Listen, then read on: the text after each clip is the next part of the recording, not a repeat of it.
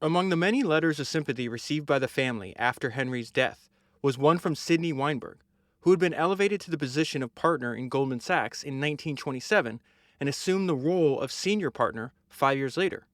Weinberg had started his career with the firm as a janitor's assistant, an eighth-grade dropout whose chores included cleaning the office and brushing off the partner's boots. For a long time, he was known around the office simply as Boy. But like Henry, whom he greatly admired and viewed as one of the geniuses behind the success of Goldman Sachs, Sidney was an excellent listener and an adaptive student. In 1919, after he left the Coast Guard, in which he served during World War I, he approached Henry seeking a job. Henry advised him to return to Goldman Sachs. That was where the opportunity lay, he said. Demonstrating once again a canny talent for spotting human potential, Henry offered to act as Weinberg's mentor and to introduce him to valuable contacts in the business world. At Goldman, Weinberg became a salesman of commercial paper for $28 a week plus 1.8% in commissions. Henry advised him to ask for a bigger piece of the pie as his sales escalated, and he advanced to earning 33% commission at a time when the stock market was booming. And in the 1930s, Henry recommended and endorsed him for seats on many of the corporate boards on which he would serve for almost 40 years. Weinberg joined Walter Sachs as a co-chairman of the firm, became a trusted advisor to presidents and corporate chairmen, and was credited with steering Goldman Sachs into a revitalized era of prosperity and stature. That was an excerpt from the book that I'm going to talk to you about today, which is When Money Was in Fashion, Henry Goldman, Goldman Sachs, and the Founding of Wall Street, and it was written by Henry's granddaughter, June Breton Fisher. So I wanted to start with that excerpt that comes at the end of the book. Henry had just died, to prove a point that he was just doing an act of kindness. That happened he was helping Sidney Weinberg in the 1920s. He had already been forced out of the Goldman Sachs partnership, so he didn't have any financial benefit to the wonderful career that Weinberg winds up going and having at Goldman Sachs over the next 40 years. There's actually two additional resources I used to prepare for the podcast in addition to reading this book. And one of them is this essay, and I'll link down below in the show notes for both of these. But one of them is an essay that Malcolm Gladwell wrote in 2008. It's called The Uses of Adversity, and it is about Sidney Weinberg's story. Henry Goldman makes an appearance in that essay as well. I thought it was worth the time I invested in reading it. And the second was an episode of a podcast. It's Business Breakdowns. The title of the podcast is Goldman Sachs, Fortune Favors the Old. And that episode's great because in an hour, they give you a complete overview of the Goldman Sachs of today, how they make money, what businesses they're involved in, how the firm is organized today. So I want to jump right into the book. There's this quote that's at the on the first chapter that I thought was fantastic, and it comes from Walter Sachs, who at the time was a senior partner of Goldman Sachs. He said this in 1928, so this is about 11 years after Henry's forced out of the firm, which I'll get to, which was one of the most surprising parts of the book for me. And Walter said, "Men can learn from the past, and I've been shocked how little some of the younger executives in the present firm know about its origins. They don't even know that my grandfather, whose picture is on the wall there, founded the firm." And that just speaks to why the book was written. It's meant to catalog the history, the very beginning of the firm. The story ends in like the 1920s, 1930s. And what is unique about this book is it kind of reads like a family diary.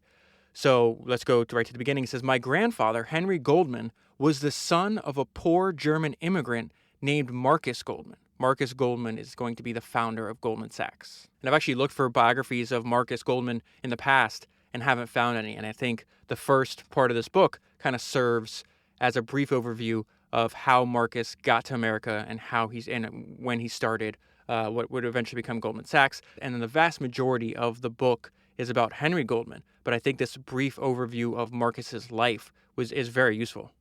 And so the note I left myself when I first read this part was, this is how Goldman and Sachs actually meet. This is happening in Bavaria. And Marcus's father, his name is Wolf. So it says, Wolf was especially proud of his son Mark, who at the age of 16 had been encouraged by the schoolmaster to make periodic trips to the synagogue, where the rabbi offered more advanced classes to outstanding students. It was there that Mark made the acquaintance of Joseph Sachs, the 19-year-old son of a poor saddle maker. The two young men became fast friends, never dreaming that their futures would be entwined for more than a century in a land they had yet to see. And so Joseph Sachs keeps popping up in Marcus's life. And I was like, when are they going to start this company together? I didn't realize that that is not the Joseph Sachs is not the Sachs that is the Goldman Sachs. It's going to be his son. Marcus brings in Joseph's son, and then once he brings him into the partnership that he's already started, they rename the firm Goldman Sachs. And so now we get to the point where Marcus's father actually advises him, hey, you got to get out of Germany. There's an opportunity here for you. You need to go to America, and this is why. And it's going to tie into another founder that I've covered in the past. It had become increasingly apparent that there was no future for young Jewish men in Germany. Wolf reluctantly concluded it was time for his eldest son, who had just turned 27, to seek a new start in the United States. The newspaper had been running stories almost every day about the grand opportunities available to newcomers in America. A recent article had told about a boy named Levi Strauss. This is back on Founders number 33. I actually read, pretty sure if I remember correctly, it was the book written by the company historian of Levi Strauss that tells Levi's life story, which is absolutely fascinating. So now think about this. The future founder of Goldman Sachs, his dad and him are reading newspaper articles about the opportunity and being inspired by Levi Strauss's story. That was remarkable to me. A recent article told about a boy named Levi Strauss from a nearby village who had left the old world and soon afterward made a fortune sewing work pants for gold prospectors heading out west. So Marcus does the trip across the Atlantic, winds up in Philadelphia, bumps into Joseph Sachs, who had moved there with his wife a few years earlier. They were moving again because Joseph he's a teacher. He's going to start a school. And so I think he's going up to Boston or something like that. And he's like, hey, if you need a place to stay, you can rent. We're about to move. You can rent our room. The reason I'm bringing this up to you is because it talks about what Marcus was doing, the jobs he had, and that he had to take, right? Coming to a brand new country, not a lot of money, has to take any opportunity he can get. And just a sense of gratitude that he has, which really impressed me. So he winds up meeting his new landlady. Her son gives Marcus a job. Her son, Manfred, had a little shop on the ground floor facing the street where he sold goods and tobacco.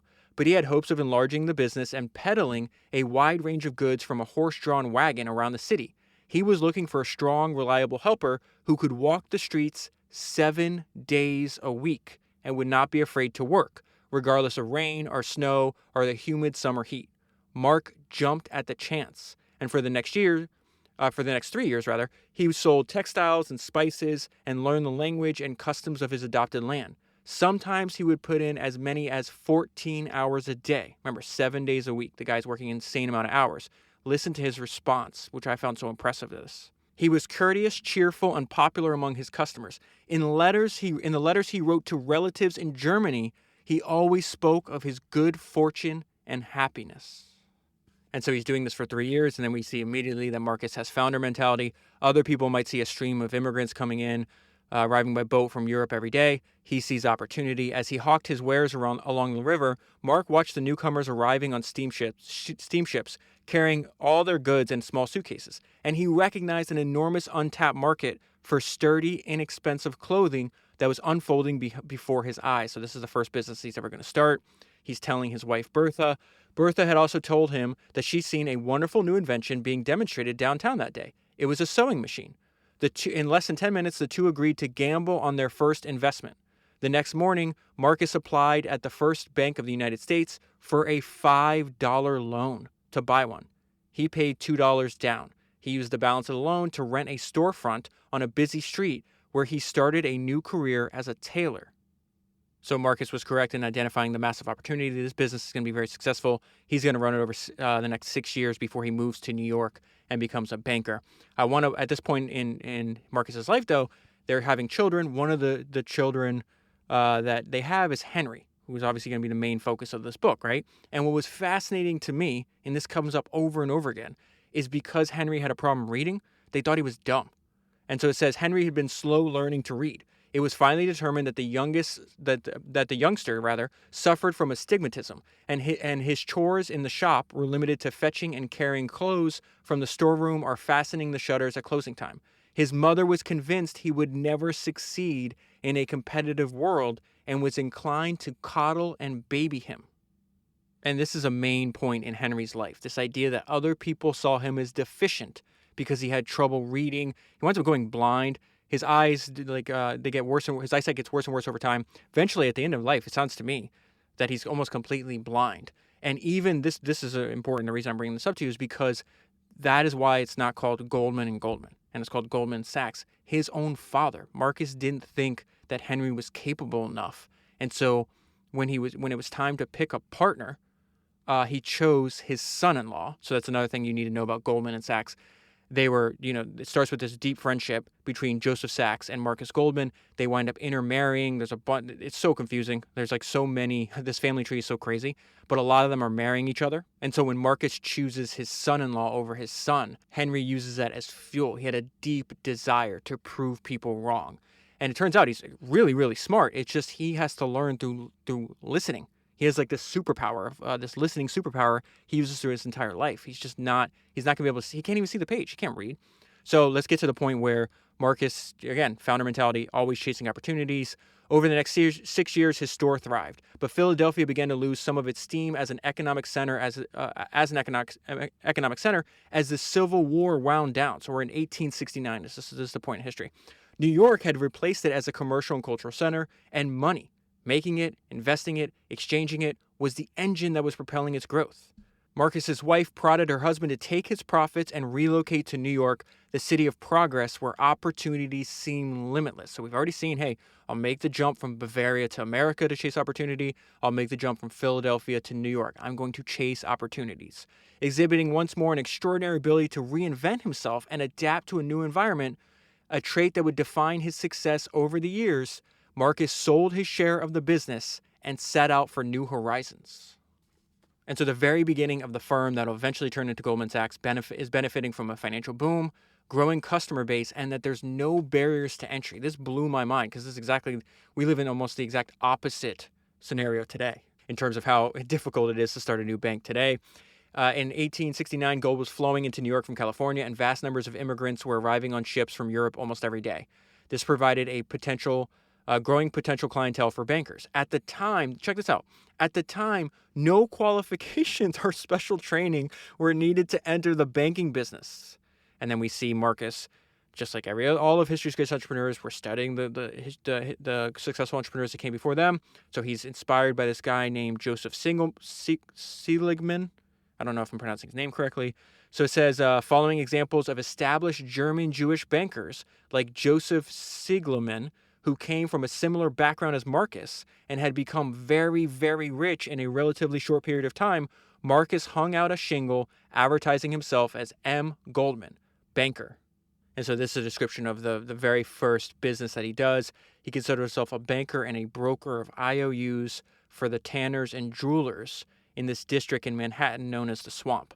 This is what he was doing. By buying promissory notes at a discount in the morning and selling them to banks in the afternoon, he enabled merchants to raise short-term working capital. That's very fascinating because what Henry Goldman is credited with his innovation for Goldman Sachs was getting the company into IPOs of new firms that were consolidating and expanding their businesses. That is where that is where Henry is going to make his fortune.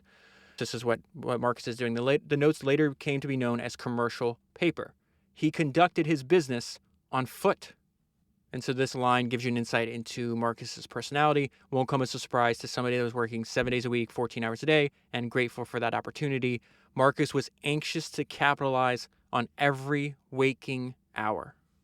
So Joseph Sachs, Marcus's friend, had started this prep school that was really difficult, and that is where Marcus's sons, Henry and Julius, are going to go. It says Henry and his brother attended the Sachs Collegiate Institute for Boys, which was founded by the Goldman's old friend, Joseph Sachs, which was considered the city's #1 college preparatory school. And this is a description of Joseph Sachs. Sachs was a gifted teacher, but famously short on patience. He would come down on you like a ton of bricks if you were ever caught slacking, Henry remembered. And so this is the first part of the book where I realized, Henry's not dumb. He just needed to find the best way that he learned, the way he learned best. And that was by listening. Henry was an attentive listener who committed everything he heard in school and much that he heard outside of the classroom to memory. He does so well in school. He gets admitted to Harvard. He's going to have to drop out, though. He was granted admitted to Harvard, but his eyesight had become so poor that he no longer felt capable of keeping up with his studies, and he dropped out, leaving the world of academia forever.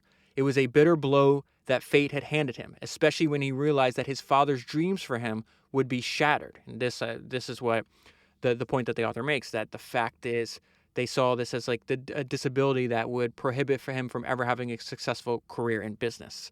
Marcus, too straightforward to disassemble his disappointment, wondered out loud what kind of career could be cobbled together for this son of his. And so at this point in the book, the author's already now transferred over. We're going to see the end of Marcus's career and end of Marcus's life with the beginning of Henry's career and really his career in business, and just what he does really smart. Like, you can't control other people's impressions of you. He didn't think he was as dumb as his father may have thought, or he didn't think that he was incapable of being successful in business as his father thought. But how he responds to that is really, really clever. So let's get to there. First, this was at Marcus's 60th birthday. This is when he's going to start Goldman Sachs. After the toast at the birthday had been offered and the candles on the cake extinguished, Marcus asked for a moment of silence. Again, we see more of his gratitude. He spoke of the amazing turns in the road of his life that his life had taken since he had left Germany 30 years before, and of his joy in being surrounded by such a wonderful family, most of which have been now intermarried with Joseph Sachs's family. And then he invited his son-in-law Sam to join him in the business. We'll get to more about this, but Sam and Henry are going to be partners, and they hate each other. Like this, I had no idea that the Goldman and Sachses, the two families, wind up not speaking for like 100 years. There's just crazy stories in the book about that. I've always believed that Henry, so now this is obviously the author who is the granddaughter of Henry talking about her grandfather. I've always believed that Henry was seen by his father as unable to manage such a role because of his physical ailment. While Marcus' decision was based on what he thought was common sense and not emotion, it was a crushing blow to Henry. How could it not be? Imagine, stop here for a second and just put yourself in the shoes of Henry. Like, your father starts his firm, it's about to be turned into Goldman Sachs. It's doing really well, really successful. You have a good relationship with him. You want to follow in his footsteps. You're interested in finance, and he chooses your brother-in-law. A year and a half passed, and Marcus was so pleased with Sam's performance that he asked him to become his partner. From then on, the firm was known as Goldman Sachs. Henry was still shocked that he had been passed over. He was dumbfounded. By then, he was in his mid-20s. And so Henry, could have said, oh, woe was me, could have just given up. He's like, okay, that's fine. He sets out trying to build his own career. And so he becomes a traveling salesman. And this is the reason this is really smart, is because he winds up learning sales, learning people, and then learning the value of listening and the advantage it gives him over so many other people. He became a traveling salesman of textiles. It must have been a lonely life, traveling cross-country in the 1870s, but it afforded Henry the time he needed for introspection and observation. And as it turned out, the experience provided an education. So he's traveling all over the country on this relatively new technology of the day, which is the railroads, right? And so that gets him out of New York, and he gets to see how other people are conducting business. Henry was able to see beyond his reflection in the dark window and to gain a bird's eye view of the mom and pop retailers, the little machine shops, the small town banks that were popping up all across the country. And so it says, as the railroads were carrying him from New York to Philadelphia to Boston to Chicago and St. Louis, he was able to overhear the ramblings and rumblings of his fellow passengers, most of whom were also in trade, and to learn what people outside of New York were thinking and talking about. This experience turned him into a consummate observer. That made me think of, I think it was episode 212. I read a 600 or 700 page biography of Michael Jordan. I find myself thinking a lot about that book, actually. But there's something that Michael said in that book which was fantastic. And he says that successful people listen, and those who don't listen don't survive long. And I think if we could go back and ask Henry Goldman his opinion of that quote, he would agree with it. And then spread all throughout the book over hundreds of pages, there's just these one-liners that give you an insight into Henry Goldman's personality. This is the first one. I'm just going to go ahead and read a bunch of random lines to you. This is the first one, though. He was somewhat of a loner, comfortable with his own company. Here's another one. He had important matters on his mind, and he was not one to waste time on small talk. He was extremely averse to publicity. And then I like this one because it was Henry's advice to his sons when he was about to die. Ultimately, we have to set our own criteria for what constitutes failure and what constitutes success. It's not the same for everyone. So he's a traveling salesman for many years. I think he starts out in his mid-20s, and then he winds up working in the firm. He finally gets invited into the firm, but as a junior partner, so he's underneath his brother-in-law, right? So it says in 1885, Henry was finally invited into family, but only as a junior partner. The firm's name was then changed to Goldman Sachs and Company. And from then on, I want to bring this up to you because the unique structure and the way that the firm was organized.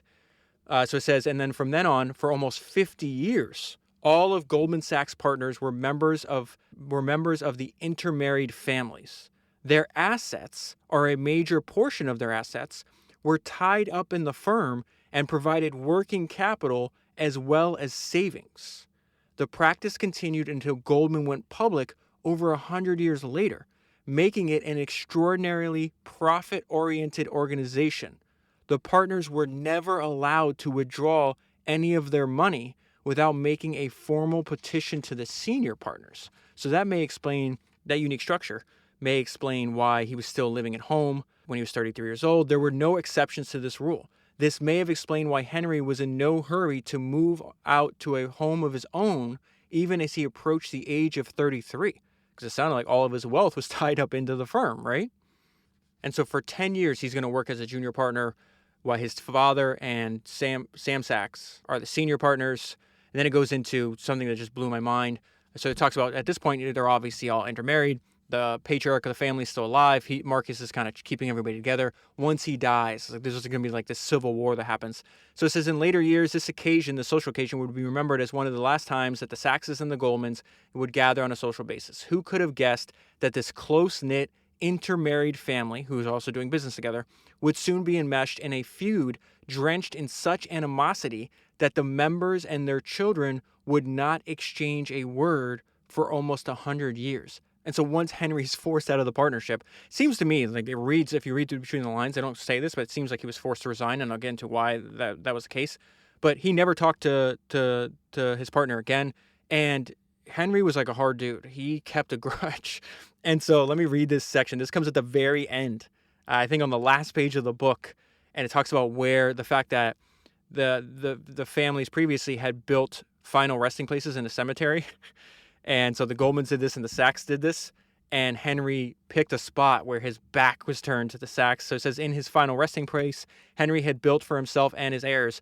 It was larger and grander, and its back is turned on the Saxes in death as in life. So there is no happy ending. It's not like, oh, we had a big fight and then we reconciled. No, they hated each other till death. So it says Henry bided his time, still playing a watchful waiting game. It wasn't until his father stepped aside 2 years later that he was finally elevated to the same level of authority as Samuel. When it did happen, he had just celebrated his 43rd birthday. So it's about 10 years as a junior partner. And after years of being made aware that he was expected to fail, he was determined to achieve a role of leadership and dominance and prove all the predictions wrong. So it's very clear Henry Goldman had fire in his belly and used people doubting him as fuel. And so a way to think about what's happening now is Sam and Henry wind up being great and terrible partners. And it's a shame that they couldn't resolve their personal differences, because I think they would have had more success if they were able to stay together. There was Goldman had this almost near-death experience that actually Malcolm Gladwell writes in that essay that I link below, where they wind up there's this guy that comes in, winds up using a lot of leverage. I think he grows their assets to like 500 million or something like that. And then a financial panic happens. I think they go down all the way down to like 10 million or something like that. It's in the essay, but it's not in the book. But I thought that was very interesting. So anyways, the new partners were polar opposites. They found it difficult to agree on anything. Sam was suspicious of everyone and worried all the time. He was deferential to the establishment, meaning the other houses, financial houses in Wall Street at this time and in London. Henry's much more of has more of an entrepreneurial bent. Sam envisioned that the Goldman Sachs of the future as an international banking concern and harbored ambitions to expand the firm's currency dealings overseas. So that's actually a good role that he played. They went up having separate strengths, which again, if that's very valuable if they could have stayed together. He was a hard worker, but he was never known to have an original streak. Sam met his match in Henry. Now they're going to compare and contrast the two personalities and their approaches to work. Sam met his match in Henry, who was stubborn and immutable in all his convictions. Henry was a creative, ambitious risk-taker, and his forte was trading railroad bonds, which were the hottest commodity of the time. He proved to be an extremely successful speculator, and he winds up adding about $5 million to the company's balance sheet over a 10-year period, which would be an insane amount of money to this day. As new businesses started up every day and the distribution of goods So he's talking about like what is the technological impact that the railroad is having. I've mentioned this over and over again. I've read a bunch about the railroad founders. There's a lot of analogies there between the railroad network in the late 1800s, early 1900s, and the internet of today. As new businesses started up, and check this out, because if you read this paragraph, or if you listen to this paragraph I'm about to read you, it almost sounds like they're describing the internet. As new businesses started up every day and the distribution of their goods was being revolutionized by the rapid spider webbing of railroads across the country, Henry was itching to get into the action. But Sam shrank away from that plan. So Henry wants to invest in the new technology of his day, which is the railroads, right? So this is really going to set the tone, like the beef that Henry and Sam have forever, how Goldman Sachs grows through partnering with other firms in London, and how they made money. Neither Sam nor Henry could ever admit that he was wrong. In 1897, on one of his frequent trips to Europe seeking to expand Goldman's currency exchange business, Sam was interested. This is something smart that Sam does, because this relationship he's about to build for Goldman Sachs was extremely lucrative. This also is going to cause Henry being asked to resign about 20 years after the fact. I think it happens in 1917, if I remember correctly. Sam was introduced to Kleinwort and Sons. At that time, they were one of London's most revered merchant banks. The senior Kleinwort partners were very, very rich and also high in the pecking order of British society, which impressed Sam. Henry gives me the impression that he wanted the money. So I haven't got to why the book is named When Money Was in Fashion, but it's fantastic because it has to do with his personal motto. So it sounds like to me that Henry is more interested in getting very, very rich, where Sam wanted to be rich, but he would also wanted to be like respected in society. So it says they were eager, Kleinworth, that is, they were eager to develop business and commercial credits and foreign exchange in America. With the British flush with cash and the Americans giving birth to one brand new industry after another, a joint venture with Goldman Sachs, promised rich rewards for both parties. A collaboration was brokered. Check who's brokering this deal. This is hilarious. It's the Rothschilds. So it says the collaboration was brokered by the Rothschilds' wealthy agent in New York, who vouched that Goldman Sachs, quote, is one of the firms about whom nobody can say anything against. So there was a similarity that popped in my mind when I was reading this book. If you go back to the founding of the Rothschilds' like banking empire, so you have the founder who's extremely poor. He builds it up it's rather successful, but then it's his son that takes it to another level. So if you think about Mayer Rothschild playing the role of Marcus Goldman in this story, and then Nathan Rothschild playing the role of Henry Goldman. If you don't know what I'm talking about, I did a 2-part series. It's 197, Founders 197, which covers the biography of the founder of Rothschild, and then 198 really talks about a lot about what Nathan and the rest of the family, like how they expand their banking empire. And so there is some similarities between the two stories, in my opinion. So let's go into the business they're doing and how they're making money. Goldman Sachs set up a foreign exchange department to increase their bond arbitrage and commercial paper businesses. And the Kleinworts would provide letters of credit for companies, which was a new and very profitable addition to their services. However, it was in the field of lending money to developing businesses that both companies really made a killing. I double underlined that section. I'm going to reread it again because you can think of this is like the Henry's central idea. He's going to take this to another level. It was the field of lending money to developing businesses that both companies really made a killing. But Henry finds himself in a pickle because the Sachses, the actual family members that have the last name Sachses, are actually expanding at a faster rate than the Goldmans in the business. They're going to wind up having all the power. A new bone of contention arose between the brothers-in-law when Sam hired his brother Harry and then his son Paul, and elevated them to positions equal to Henry's.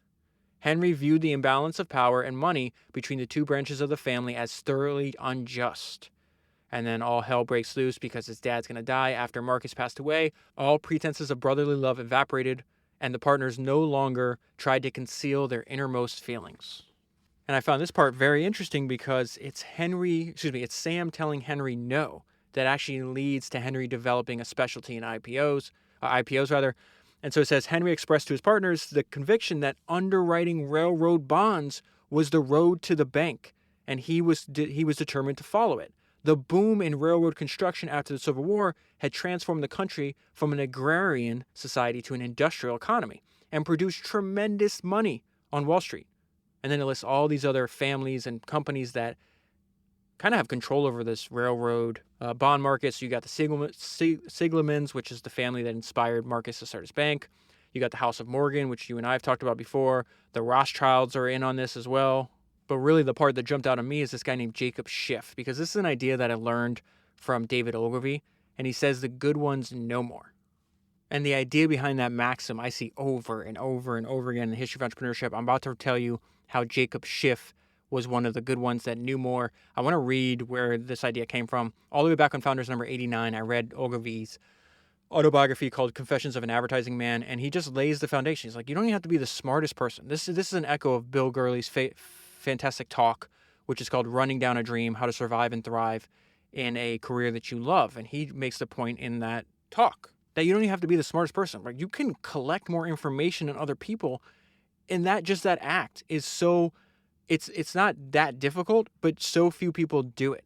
And so that's something that David Ogilvy noticed, back in the 1960s. And he says, listen, you must be ambitious. And he's giving advice. At this point, he's already super successful, right? And he only builds on the success over the next 20 years after the book is published. But he's giving advice to like the younger people. And he's like, I'm going to give you this advice. And I know most of you are too lazy and pathetic to even do this. First, you must be ambitious. Set yourself up to becoming the best informed man in the agency on the account in which you are assigned. If, for example, it is a gasoline account, read textbooks on the chemistry, geology, and distribution of petroleum products. Read all the trade journals in the field. Read all the research reports and marketing plans that your agency has ever written on the product. Spend Saturday mornings in service stations, pumping gasoline and talking to motorists. Visit your clients' refineries and research laboratories. Study the advertising of all his competitors. At the end of your second year, he's saying this takes, if you do this consistently, in 2 years. That's not a long time. Check this out. Study the advertising of his competitors. At the end of your second year, you will know more about gasoline than your boss. You will then be ready to succeed him. Most of the young men in agencies are too lazy to do this kind of homework. They remain permanently superficial. And it's funny, I'm looking at my read-wise as I read that to you, and the note I left myself, I didn't even see this till just now. The note I left myself when I read that. It says, Bill Gurley said you have zero excuse for not being the most knowledgeable person in any subject you want. And he's dead right. So we see that with Jacob Schiff. And this is, they box out, remember, they box out Henry. He's not going to be able to, this field's already dominated by other people. So it says they were soon joined, these other banks were soon joined by this other bank called, or I don't even know if they're banks, I guess they're like financial houses, called Kuhn, Loeb and Company, whose youthful partner, Jacob Schiff, was fascinated by railroad development in all its ramifications and became determined that his firm would dominate the field. This is an example of the good ones no more. There was not a facet of railroad investment or operation that Jacob did not carry in his head. Good luck competing with somebody like that. When Henry approached these giants who held a virtual lock on the business to announce his intentions, they did not take kindly to this upstart's intrusion into their territory and made a counteroffer to buy out his railroad investments at cost plus 6% interest. In plain language, he was not welcomed in their exclusive club. And so Henry's like, I don't care. I'm going to find a way in, and it's Sam that overrules him. Henry was always volatile and outspoken. He was incensed and minced no words about it. He insisted to Sam that Goldman Sachs should continue to pursue new railroad underwriting projects, especially west of the Mississippi, where some of these other like financial houses were not doing as much business. Sam, as usual, disagreed, arguing that he did not wish to antagonize the major players of the day. So Sam says no. This leads Henry looking for other opportunities. The very next day, Henry met his best friend, Philip Lehman. You will recognize all these last names, for lunch in the back room upstairs at Delmonico's. And so it says the Lehman family had also founded a very successful bank. The Lehman name was synonymous with money, so Phil, like Henry, is going to be the son of the founder.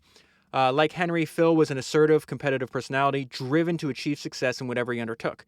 He had led Lehman Brothers into financing and developing the American Potash and Chemical Corporation, which eventually sold at a huge profit to the Standard Oil Company. You know, I've just done a bunch of podcasts, the Henry Flagler podcast, and I reread Titan. If you haven't listened to those, if you want to learn more about the Standard Oil Company. It's amazing how all these stories kind of link together one way or the other. So they're having dinner or lunch. What was it? Lunch? Doesn't even matter. They're at Delmonico's having some steaks, smoking some cigars. And so they're like, hey, why don't we do that? More of that. So it says they discussed a remarkable number of family-owned businesses that were turning to Wall Street to raise capital for expansion. Henry observed that they represented a unique, untapped investment opportunity, not very different if you think about the use of the language there, of his father walking around trying to sell goods next to the river and be like, man, what are all these people coming over coming off the boats into a new country need? Why don't I start a tailoring business? So it says Henry observed they represented a unique untapped investment opportunity. What would Phil think about diverting some of Lehman's capital from commodity exchanges to underwriting issues for new companies? So if you think about that, this time Lehman has a lot more money than Goldman Sachs at this time in history. Goldman Sachs, now we obviously know Lehman's gone, and Goldman Sachs is one of the wealthiest financial institutions on the planet. You can learn more about that by listening to that episode I was telling you about at the beginning of the podcast. Fortune Favors the Old, which I thought was a fantastic title, but it's just mind-blowing when they talk about all the different businesses they're in and just how much money they interact with. It's just, it's inconceivable to me. Goldman Sachs would come up with the clients and Lehman the money, with the two sharing profits 50-50. This agreement was sealed with a handshake, and it lasted for over 20 years. So this is an example of the kind of companies they were doing this for. This was the very first one that they would take public. Their first underwriting was the United Cigar Company, which had previously been opened by a pair of brothers, and they started with just one tiny cigar store. The business thrived and grew, and additional workers were employed. Within 15 years, they wound up taking over several other tobacco firms, and they consolidated under the name of United Cigar Manufacturers. The reason they came to Lehman and Goldman is because they need money to build more factories and employ a larger sales force. $20 million was what they were looking for. And so at first they came to Goldman to get a loan. And it says Henry foresaw a perfect situation to test the viability of this new theory. Marketing the shares for the United Cigar Company took a little bit more time. A great deal of the preferred stock was sold in Europe through their partnership with Kleinwort. And then, as you can imagine, a book that covers like the economic history of America in the late 1800s, early 1900s, there's a ton of these financial panics. I want to give you a quick overview of a financial panic that ends in suicide. And the reason I think this is important is because this still goes on to this day. I've heard of people in this latest crash killing themselves, and it's just completely unnecessary. For some reason, humanity has this flaw where we just refuse to learn from the past. So this is a brief overview. This goes on for several pages. I'm just going to pull out some what I feel are the most important parts. In 1907, a panic occurred. In the previous 10 years, there had been a dramatic increase in the number of small investors in the market. Remember, this book is written in 2010. It sounds like it could be written in present day. So in 1907, a panic occurred. In the previous 10 years, there had been a dramatic increase in the number of small investors in the market and a shift in interest from bonds to stocks. Everyone wanted to get in on the action of Wall Street where the easy money lay. And so one of this main thing that pops off for the financial panic of 1907 is this Knickerbocker Trust Company. So the Knickerbocker Trust Company was considered eminently successful and among the most trusted fiduciaries in the city. You already know where the story is going if they started like that. While its primary business was to act as a trustee for wealthy individuals, corporations, and estates, it also issued interest-bearing certificates of deposit and offered checking facilities. I wonder what they're going to do with that money. The press reported that its capital was intact and secure. Oh my God, the press being wrong about something? That must have happened for the first time in history. But there was a dirty little secret in the back rooms of Knickerbocker.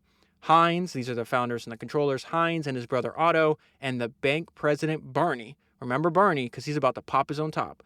Hines and his brother Otto and the bank president Barney had been speculating with the depositors' funds, oh my goodness, in an attempt to corner the market in United Copper shares, and their manipulation had fallen on its face. Government bonds at the time had to be deposited with the Treasury in order to obtain banknotes, and the supply of government bonds at Knickerbocker was insufficient to cover a depositor's run on the bank.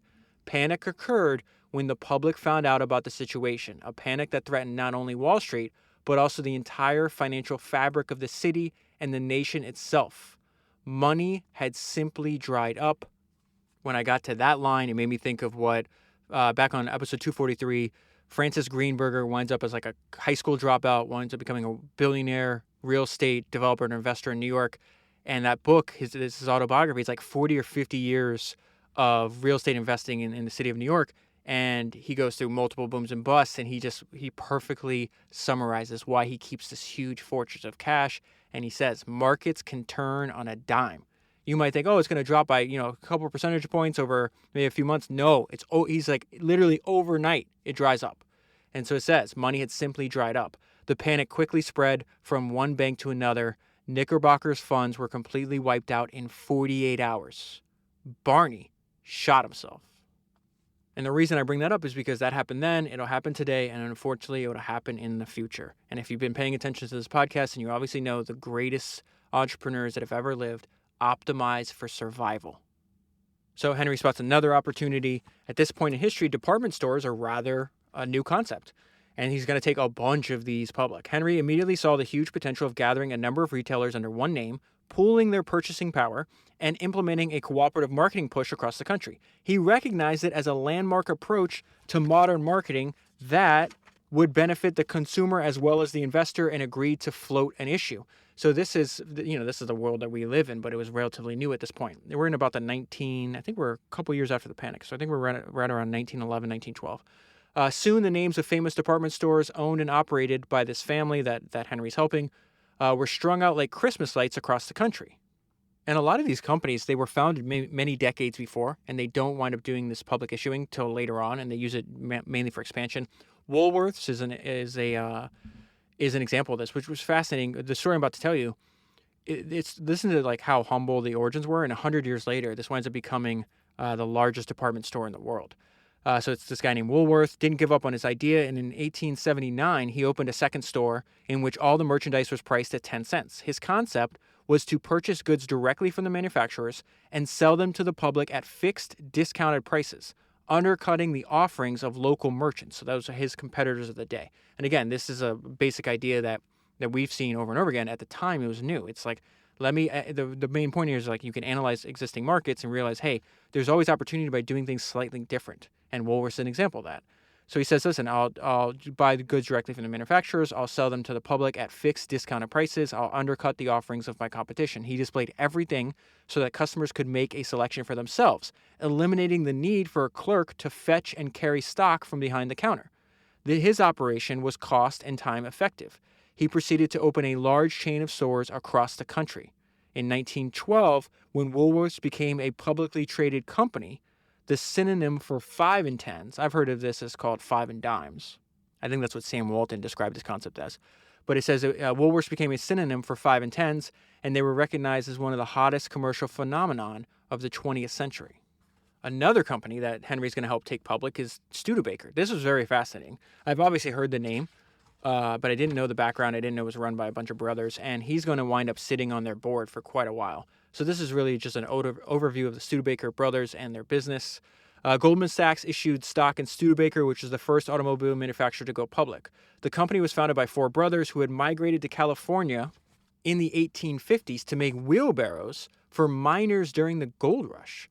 When they returned to the Midwest 6 years later, they invested their earnings in the manufacturing of wagons, which were widely used in settling the American West. So they have they seem to have this thesis that in a gold rush, you should sell pickaxes, right? They were extremely successful and became one of the largest wagon manufacturers in the world, supplying the United States Army throughout the Civil War. They eventually switched to from horse-drawn to electric-powered vehicles, and then just 2 years later, they introduced gasoline-powered cars. And then we get to something that one of Henry's mentees said. He's on good relationships with some of the Sachses. So this guy, Walter Sachs, is going to wind up taking over the company as well and working with Sidney Weinberg as well. But he's hearing this conversation that's taking place between Walter and somebody else. So says he's trying to sell stock to this guy named Mr. Straussberry. So Mr. Straussberry was one of the people I offered the stock to, and he turned it down, Walter related. Some months or a year later, the stock had doubled in value. Fresh kid that I was, I said to Mr. Straussberry, "You should have bought that stock for me. You'd have doubled your money." Straussberry responded, "My dear young man, I can't make money in everything." Henry chuckled when he heard this. "But we can always try," he said. "Just keep in mind, money is always in fashion." So that's his personal motto. He repeats it over and over again. It's the name of the book. Money is always in fashion.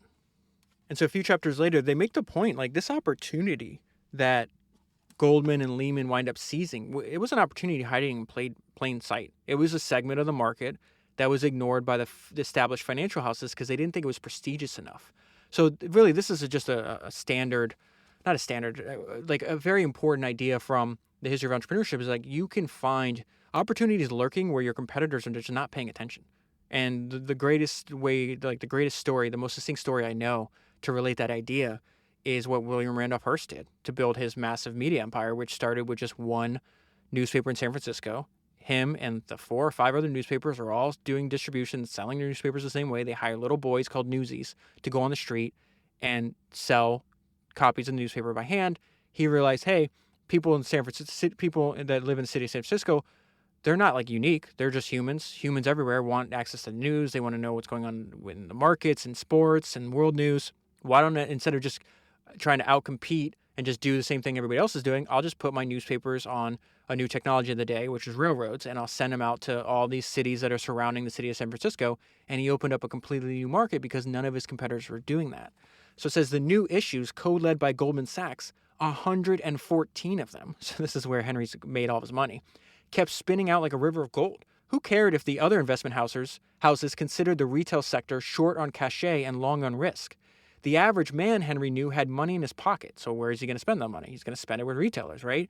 Clever man. And then it talks about building up, like finding unique ways to sell and market your product.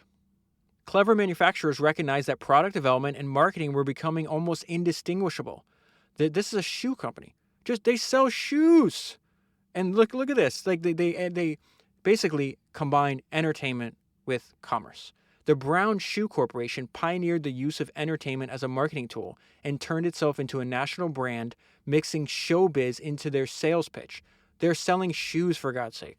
They employed a troupe of actors who were, there was like this popular cartoon strip of the day, so there was actors that were playing roles in there, and sent them around the country to perform in vaudeville houses and on busy street corners, singing and dancing and telling jokes and playing tricks and selling shoes.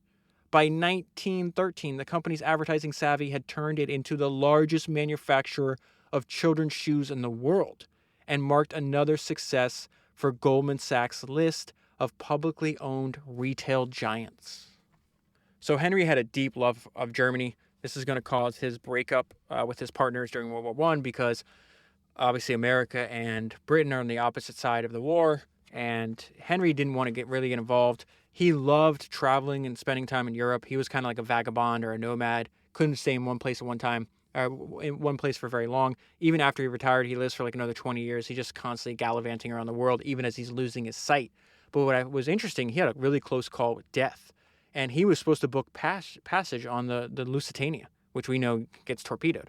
So it says his wife was fearful for Henry's safety when he declared he would conduct business as usual and pay his annual visit to Europe in the spring of 1915, during the war's already popping off. It's a very interesting decision you have here, Henry.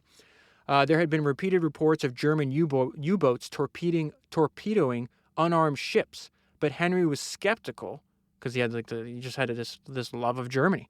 But Henry was skeptical, insisted he would sail on the elegant ship, the Lusitania. At the last minute, his wife persuaded him to delay the trip. She had heard of a wonderful camp and house and acres that was for sale in the Adirondack Mountains where they could share vacations with their children. Would you please go with me and at least look this over? He agreed, and so he wound up not booking passage and not dying. And so then we get into the part that surprised me the most. I did not know that he was forced out. And so think about it, like Goldman and then Sachs are on opposite sides of who they support for World War I, and this is going to wind up leading to Henry having to resign. Henry turned the idea down flat, repeating that he intended to support Germany, not Britain and France.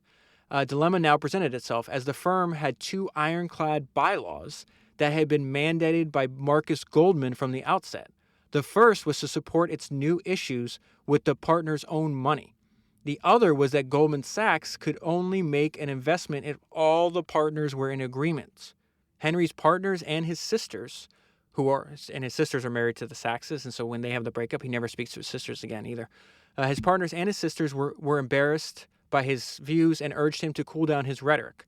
Henry stuck to his guns and continued to speak out publicly about Germany's virtues.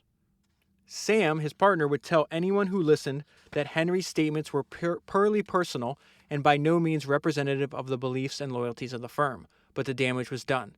headlines castigated the firm. Repercussions were swift, with the firm's London partners, the Kleinworths, cabling to say that if the ill feelings generated by Henry's remarks was so great that they had become persona non grata in England, meaning Goldman Sachs had become persona non grata in England, the Bank of England then forbade the Kleinworths from participating in underwriting this company called the Jewel Tea Company. And they did this. This was the first time that ever happened because they were not. They were forbade to do this because of Henry's support for Germany, and this was the first time that the Kleinworths were not involved in a Goldman-Lehman new issue. Doesn't stop there. Kleinworths were then called before the Ministry of Blockade, where they were shown a large number of intercepted cables showing that Goldman had been involved in an active exchange of business with Germany. The Kleinworths professed to be frankly astonished and withdrew from any further exchange business with their longtime friends until after the war. And this is what forces them out. The last straw came when the Kleinworths cabled to express alarm at newspaper articles in London that put Henry's sentiments on public record. They warned that Goldman Sachs was in danger of being blacklisted in the city. Henry realized at last that he was placing the firm's future in jeopardy. And this is what he said: "Since many months I've been revolving in my mind to withdraw from active business life. I am not in sympathy with many trends which are now shaping public opinion. The world's war has deeply affected my viewpoint of life. My partners have been good enough to make my withdrawal from the firm possible. I retire with the best of feelings towards the firm and all of its members," that's a lie, "with which I have been associated for 35 years, and to which I have given all that is in me." That has got to be devastating. If you've ever read, there's been a number of examples on the podcast where people are either forced out, or they lose control of their business, or they sell their business and they regret selling it, and it's just devastating. It's heartbreaking to them. And so this idea where it's just like you've dedicated 35 years, a ton of your life energy, and you don't even have control over whether or not you get to keep doing that. That's a cautionary tale to me. And so Sam Sachs, Henry's partner, his nephew, Walter, was actually close with Henry, and he didn't want to see him go. He says, "My God," Walter said to himself, "what have we gotten ourselves into?" And this is why he was asking that question, what have we gotten ourselves into?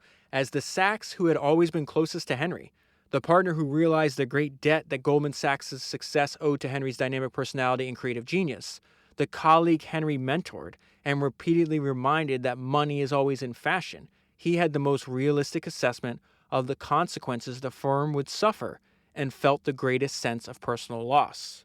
In his memoirs, he recalled that Henry was an extraordinary personality, the original genius in Goldman Sachs, who made the first great imaginative contribution to the growth of the firm. Henry and Samuel Sachs never spoke again.